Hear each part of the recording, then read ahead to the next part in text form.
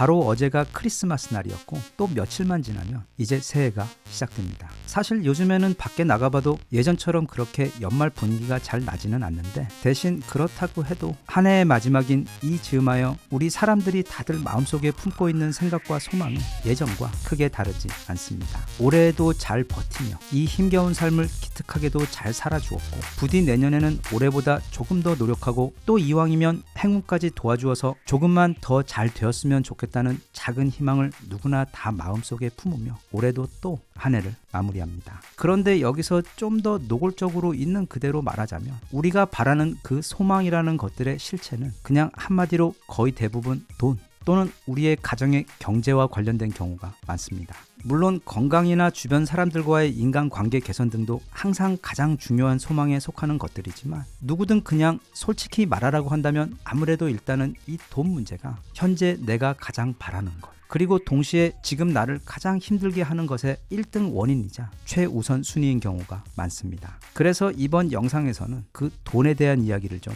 해볼까 합니다. 이건 지금과 같은 연말에 편안하게 공부 삼아 듣기에 아주 적절하고 유익한 내용이라고 생각되는데, 혹여 돈 관련 배울 만한 좋은 이야기를 찾고 계셨던 경우라면 다음의 이야기를 귀담아 잘 들어주셨으면 좋겠습니다. 이 이야기는 5000년도 더 전에 존재했다는 마치 신화 속 도시 같은 느낌마저 드는 그 고대 국가 바빌론에서부터 시작합니다. 바빌론은 동시대 국가들 가운데 가장 유복한 도시로 유명한 곳이었습니다. 5000년 전 이미 중세 유럽의 성들보다 더 크고 견고한 성벽을 지었고 전 세계에서 가져온 온갖 종류의 보물들이 넘쳐났던 곳인데, 그곳 사람들은 뛰어난 건축법이나 수학과 천문학 또는 상하수도 시스템과 같은 과학 부분에서도 이미 탁월한 유능함을 보여주었지만, 무엇보다 어떻게 하면 돈을 잘 벌 수 있고 또 어떻게 하면 그 돈을 더 많은 돈으로 불릴 수 있는지에 대해, 그러니까 쉽게 말해 어떻게 하면 부자가 될 수 있는지에 대해 동시대 그 어떤 국가들보다도 이미 그 방식을 체계적으로 완성하여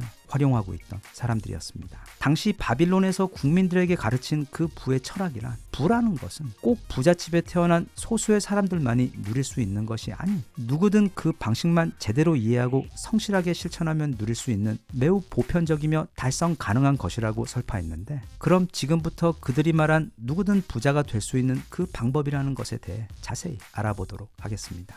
먼저 이 책에 대해 아주 짧게 정보를 드리자면, 책의 제목은 고대 점토 석판에서 발견된 5000년의 부입니다. 원래 영문책 제목은 더 리치스트 맨 인 바빌론이라고, 직역하면 바빌론 최고의 부자였고 1926년에 출간된 이후 그동안 영어, 아랍어, 스페인어, 그리스어, 스웨덴어, 독일어와 한국어 등 무려 38개 언어로 총 846번이나 개정판이 출간된 전 세계 최고 베스트셀러 중 베스트셀러입니다. 이걸 스노우 폭스 북스라는 출판사, 워낙 유명하신 분이라 아시는 분들도 많으시겠지만, 김밥 하는 CEO로 유명하시고 또 최근에는 돈의 속성과 사장학 개론을 출간하신 김승호 회장께서 운영하고 있는 출판사인데, 전 세계에서 가장 중요한 지식들을 모아 책으로 출간하겠다는 거대한 포부를 가지고 시작한 세기의 책들, 천년의 지혜 시리즈에서 가장 먼저 그 첫 바다로 출전시킨 책입니다. 전 세계 12,000권의 책을 검토한 후 고르고 고른 책들 중 첫 번째로 내놓은 책일 정도로 그만큼 그 가치는 이미 보장이 된 귀한 책입니다. 이 책을 시작으로 2024년 내내 경제와 자기개발, 에세이, 그리고 인문과 철학 분야에 걸쳐 약 20권의 엄선된 책들이 더 나올 예정이기 때문에 올 한 해에는 제대로 공부를 좀 해보려고, 또는 좋은 책 좀 읽어보고자 벼르고 계셨던 분들께서는 관심 가지고 알아보시면 좋을 듯 싶습니다. 이 바빌론 최고의 부자 이야기 5000년의 부는 소설 형식 또는 우화 형식으로 되어 있습니다. 그러니까 고고학자들이 바빌론의 유적을 탐사하던 중간에 거기서 새롭게 다수의 점토판이 발견되었는데, 그 내용을 번역해 해석하다 보니 그 안에는 누구든 부자가 될 수 있는 비법이 적혀 있었고, 또 그래서 책 줄거리의 대부분도 그 점토판에 새겨진 그 부의 법칙들에 대해 들려주는 이야기인데, 무엇보다 그 점토판에서 당부하고 또 당부하는 것이, 이 부라는 것은 우리 대다수가 믿고 있는 것처럼 어느 특별한 행운아들만 누릴 수 있는 것이 아닌, 그 방법만 알고 실행하면 누구든 쟁취하고 누릴 수 있는 보편적인 기회라는 사실입니다. 즉, 부를 얻는 데에는 명확한 법칙이 있다는 뜻입니다. 그리고 부라는 것은 물론 당사자의 노력에 크게도 좌우되지만, 그리고 운에도 어느 정도 영향을 받기는 하지만, 그것보다는 본인이 공부와 경험으로 획득한 지식과 지혜에 의해 더 크게 결정된다고 당부하고 있습니다. 이제 본격적으로 그 이야기 속으로 들어가 보자면 여기 돈 걱정 때문에 얼굴이 죽상인 한 남자가 땡볕에 앉아 있습니다. 바빌론의 마차 제조업자인 반시르입니다. 그는 매일 너무도 열심히 일하는데도 늘 경제적으로 쪼들리는 삶을 두고 혹여 이건 신이 자신에게 내린 형벌이 아닌가 하는 생각까지 하게 됩니다. 그리고 그런 처지와 생각은 바빌론에서 음악을 연주하는 일을 하고 있던 반시르의 친구 코비 역시 마찬가지였습니다. 둘은 어느 날 이 돈에 대해 한탄을 하다가 불현듯 왜 어떤 사람들은 부자가 되고 또 어떤 사람들은 가난한지 그 이유를 알고 싶어 대화를 하다 문득 그걸 바빌론 최고의 부자인 아르카드에게 가 물어보기로 결심합니다. 그리고 그 둘은 아르카드를 만나게 되었고 그로부터 부자가 되는 7가지 방법에 대해 배우게 됩니다.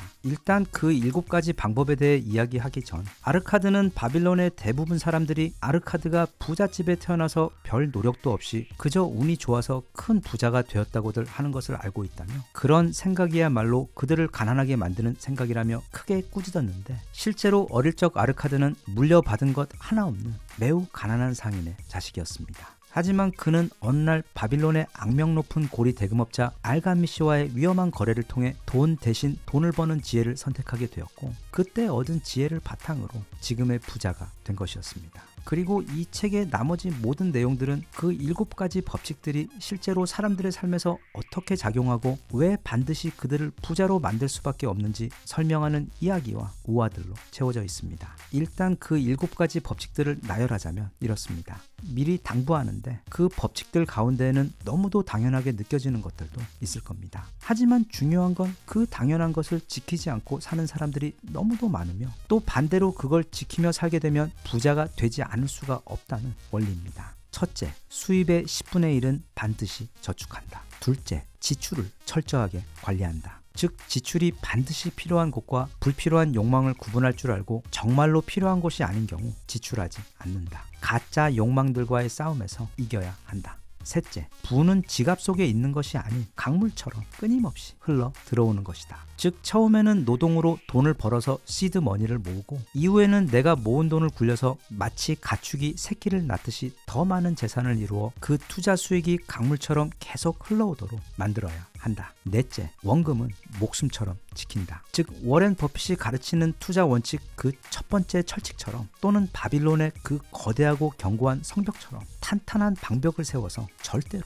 돈을 잃지 않는 것입니다. 다섯째, 가능하면 집을 소유하라. 이건 우리나라에서의 현재 상황에서는 좀 논란이 있을 수 있는 가르침이긴 하지만 일단 월세는 매달 나가는 보통 가장 큰 지출이기 때문에 차라리 그 돈을 은행 이자로 주고 내 집을 소유하는 것이 더 현명하다는 그런 취지의 법칙입니다. 여섯째, 노후를 준비하라. 청춘은 짧고 노년은 길고도 험하다. 자신과 배우자 그리고 가족들을 위해 지금부터 노후 계획을 세워라. 마지막 7번째, 쉬지 않고 공부하여 돈을 벌고 관리하는 능력을 키워라. 이 책에서는 그 우화 속 이야기를 통해서 그리고 저자의 입을 통해서도 돈이라는 것은 노력뿐 아니라 무엇보다 지식에서 온다는 중요한 사실을 끊임없이 강조합니다. 즉 더 많이 공부하고 배울수록 더 쉽고 빠르게 부자가 될 수 있다는 뜻입니다. 여기서 이 7가지 법칙을 모두 한 개씩 다 곱씹을 수는 없지만 일단 1번만 보더라도 뭔가 크게 깨달음이 오는 부분이 있습니다. 우리나라뿐 아니라 지금 전 세계에서 명품 시장이 커다란 붐입니다. 세계 곳곳마다 거리에는 수천만 원 하는 유럽 수입차들이 가득이고 그리고 한 대에 거의 200만 원씩 하는 비싼 스마트폰도 없어서 못 팔 정도로 인기가 엄청납니다. 누군가 그랬는데 대부분 사람들이 부자가 되지 못하고 가난한 이유는 그들이 실제로 부자가 되는데 돈을 쓰는 대신 단지 부자처럼 보이는데 모든 돈을 쓰기 때문이라고 지적한 적이 있습니다. 사실 이 말은 우리 주변을 둘러보아도 어느 정도 사실이며 나아가 그 두 번째 법칙, 즉 지출을 관리하라 와도 이어집니다. 꼭 필요한 것에만 돈을 쓰고 수입의 일부를 저축해야 하는데 우리들 중 적지 않은 사람들이 가진 돈을 전부 사실은 그렇게 필요도 없는 사치제에 다 쓰는 것도 모자라 아예 신용으로 빚까지 지며 그걸 구입하고 또 그래서 미래의 수입들은 그 빚과 이자를 갚는데 앞당겨 써버립니다. 즉 너무도 많은 사람들이 자기가 좋아하지도 않는 사람들에게 잘 보이기 위해 자기에게 필요도 없는 것들을 자기에게 있지도 않은 돈까지 땡겨 쓰며 구입하고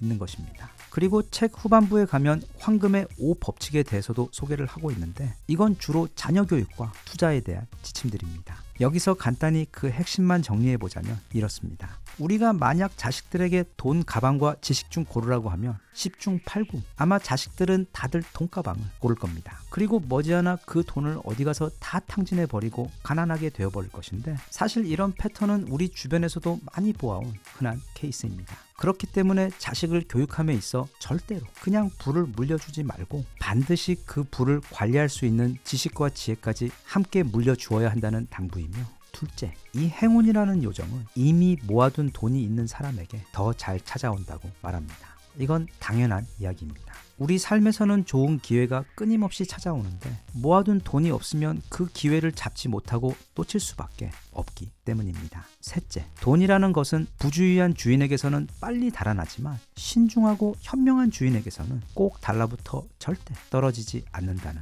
점입니다. 이건 이어지는 황금의 네 번째와 다섯 번째 법칙과도 연결되는 가르침인데, 누가 아무리 솔깃한 제안을 하더라도 자기가 잘 모르는 일에는 절대로 투자하지 말라는 것입니다. 자기가 감당할 수 있는 일에만, 그리고 자기가 잘 아는 그런 일에 대해서만, 그것 역시 원금을 절대로 잃지 않겠다는 굳은 각오로 철저하게 공부하고 알아본 이후에나 매우 신중하게 투자를 하라는 당부입니다. 끝으로 바빌론 최고의 부자가 말하길, 이 원칙들을 꾸준히 실천하면 곧 돈이 모이게 되고 누구든 부자가 될 수 있을 것인데, 그렇게 되면 어느덧 주변에서 돈을 빌려달라고 찾아오는 이들이 매우 많아질 것이라고 경고합니다. 그때는 친한 친구의 관계도 물론이고 심지어 가족과 자식에게도 절대로 돈을 빌려주지 말라고 당부하며, 남에게 돈을 빌려야 하는 상황에까지 온 경우 그들이 나중에 그 돈을 갖게 될 확률은 극히 낮으며, 그렇게 되면 그 돈을 빌려준 것은 빌린 이가 아닌 빌려준 이의 책임이 되어 돈과 사람 모두를 잃게 되는 경우가 되는 일이 다반사이기 때문에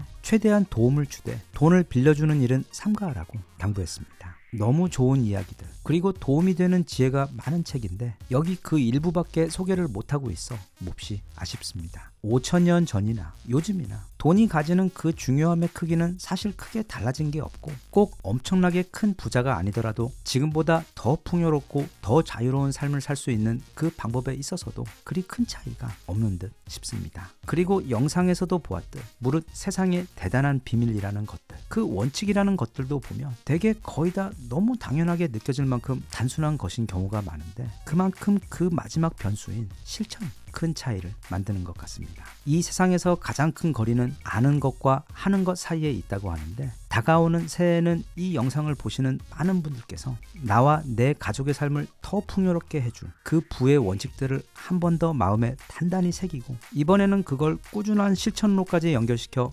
내년에는 올해보다 더 풍요롭고 행복한 한 해를 만들 수 있었으면 좋겠습니다. 그리고 무엇보다 나와 내 삶을 성장하게 해주는 지혜와 지식을 채우는 그 공부는 우리 모두 죽을 때까지 절대 손에서 놓지 않았으면 좋겠습니다.